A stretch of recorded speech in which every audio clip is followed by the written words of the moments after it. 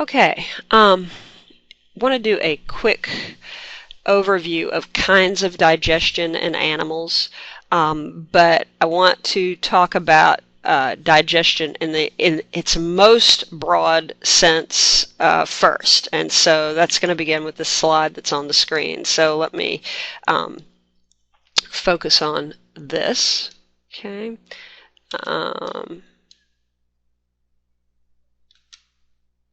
All right.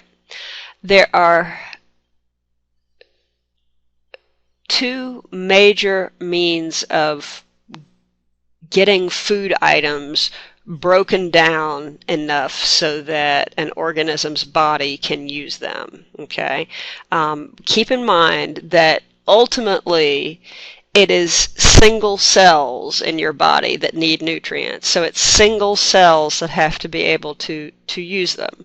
Okay, so there's two major ways that nutrients can get broken down enough that single cells can actually use them.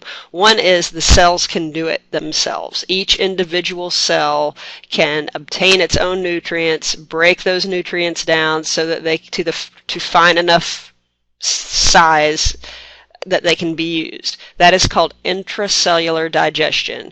Intracell meaning within the cell. The cell is going to break down its own food particles. Okay? So let's look at it. This is not an animal. This is a unicellular organism that we would call a protist. It's a paramecium protist belonging to kingdom Protista. It acts very much like an animal, but it doesn't meet the definition of being an animal because it is not a multicellular creature. So, but if we look, here are food particles up here. These food particles are taken into the single cell where they are placed or captured in essentially a membrane bubble called a food vacuole. But as you can see, they don't look any different than they did outside the body. If we want to break them down enough so that they can be used, we need to, the paramecium will combine the food vacuole with another organelle, another cell part, called a lysosome, which basically is a sac of digestive enzymes, much like the digestive enzymes you might have in your own digestive tract, but these are packaged in a little organelle. These two bubbles, the food bubble, food vacuole, and the lysosome will fuse, and then those enzymes will break down that food, and then the food will be in the form of nutrients that are broken down that the paramecium can actually use within its body, as small as it may be. Okay, so food vacuoles are kind of temporary organelles, and lysosomes are organelles packed with digestive enzymes, and those things fuse within single cells so that digestion can be obtained. Okay, now, most animals, have extracellular digestion, where the food item is actually broken down not within cells, but outside of cells, okay? In some sort of a gut cavity, a compartment, okay? Your food, let's just focus on the stomach, is broken down in that chamber. Okay, it's broken into small pieces in that chamber and then ultimately absorbed into cells after that breakdown has occurred. Okay, so most animals do this. Most. Okay, so we are talking in the most simple form. Here is a hydra, phylum Cnidaria, if you'll recall, and what has happened in this picture is that a food item, poor little water crustacean called a Daphnia, was outside. It was captured by the hydra and brought into the mouth and into this chamber right here that is its gut.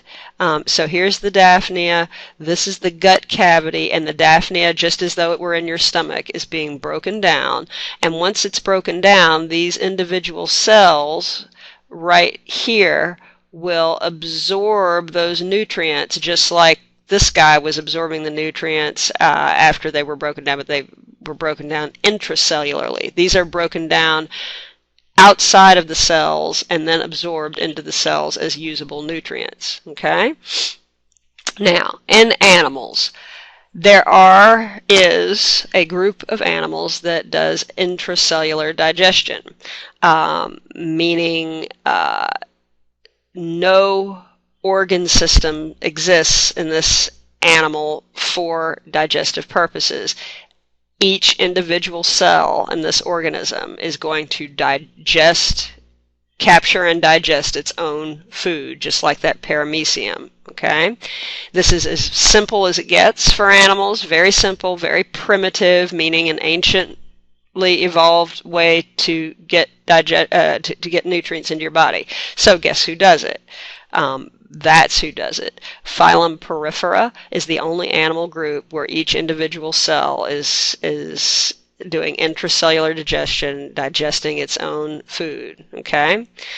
Now, in most animals, there are two ways of dealing with digestion. It's all extracellular. We're going to have digestion occurring in a gut, but there's two ways to do it, and that is with an incomplete digestive tract, or handily, a complete one.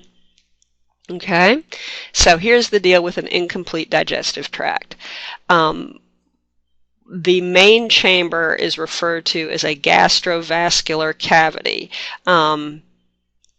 It is essentially like your stomach, if you will, but it is whereas your stomach, like there's your mouth, and there's your stomach, and then there's your intestine, and there's your anus, okay?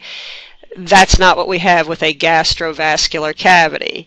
We've got the mouth, we've got the stomach, and we've got the stomach, and we've got no anus. So that means food goes in and gets digested and then ultimately absorbed by cells outside, aligning the gut, but anything that couldn't get digested goes right back out the way it came in. Okay, so a chamber with one opening, and this hydra is the classic example. Certainly not the only example, but classic example. Food is taken in through the mouth. It is broken down in the gut cavity, absorbed by the cells lining the gut cavity, and then anything that cannot be digested is sent right back out through the mouth. Yummy. So every day you can be thankful that you do not have an incomplete digestive system. And who does this? We already said cnidarians. All phylum Cnidaria does this. Also all platyhelminthes, the flatworms, of which this little planarian is an example.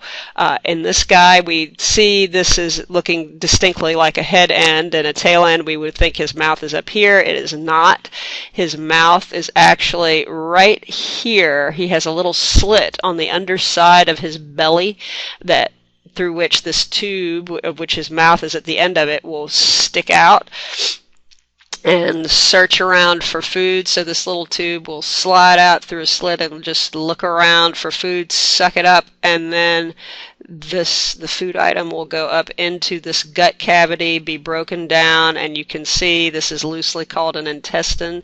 The broken down food will be absorbed into his cells through this long gut/intestine, and anything he can't digest is going to come right back out through this opening back out. All right.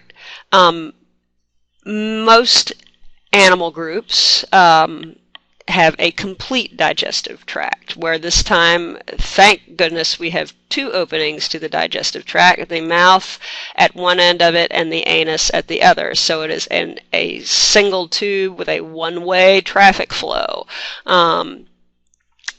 And what this allows is for the development of a more efficient more assembly line processing of food items. So something can be happening to the food up here, and something different could be happening here and here and here, and ultimately out it comes as a completely changed form. But something can be, some different form of processing can be happening along this one-way path, each segment of the path. All the way from the roundworms up to the vertebrates on your animal chart, complete digestive system is the rule, okay?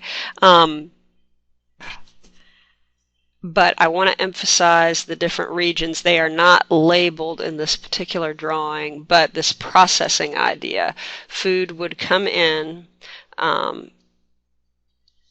from the mouth, enter this region here, which is called a pharynx. It's just a throat region, but would be pulled down through the esophagus, which is in this area, then hit a storage compartment here called a crop, where the food waits until it's ready to be processed. In the next compartment, that's going to be right there, that's called the gizzard, where the food is ground up and processed and made smaller and so on. And then that processed food would enter into the intestine, where it is actually absorbed into the body. So breaking down here, absorption here, and whatever can't be absorbed is going out there. Okay, so again, we've got this idea of an assembly line, processing. Now, all the animals from roundworms to vertebrates do this complete digestive system thing. So here's your roundworm / segmented worm. This is actually focusing on an earthworm. And here are all the parts that I just mentioned: the pharynx, the esophagus, the crop, the gizzard, and the intestine, where we actually have absorption going. You probably ought to just be familiar with these terms. And we see the same organs here, okay? The absorbing part is a little bit different, not referred to as a gizzard here, but at any rate, we see them a little bit modified, but essentially the same organs here as well, okay? That is pretty much it for digestive systems. Thanks for watching, and I'll see you next time.